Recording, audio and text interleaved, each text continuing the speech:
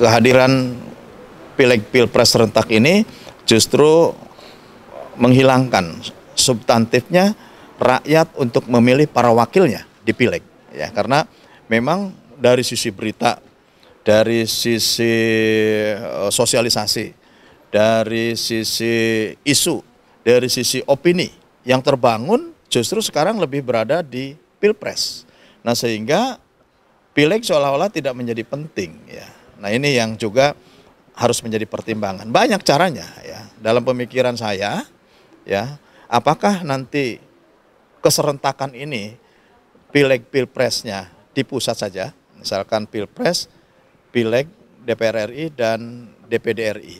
Kemudian serentaknya DPRD kabupaten kota dan provinsi itu serentak dengan pilkada. Jadi ini juga salah satu cara. Atau yang kedua, kita pisahkan kembali antara pileg dan pilpres. Atau beban kerja terhadap di pilegnya kita kurangi dengan sistem tertutup.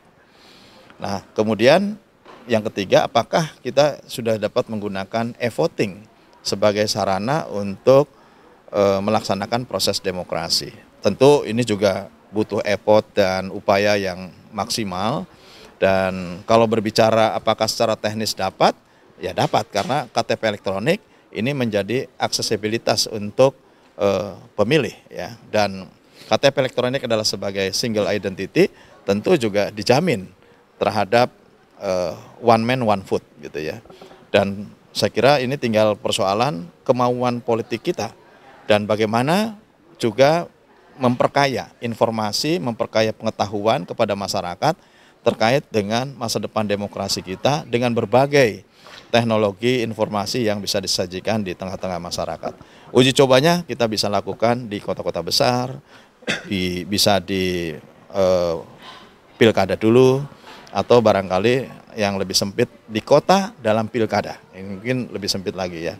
Dan memang menyajikan informasi yang teknologi informasi yang lebih prudent, yang lebih aman, yang lebih menjamin proses demokrasi yang jujur, adil, dan legitimate, tentu ini harus menjadi prinsip kita bersama.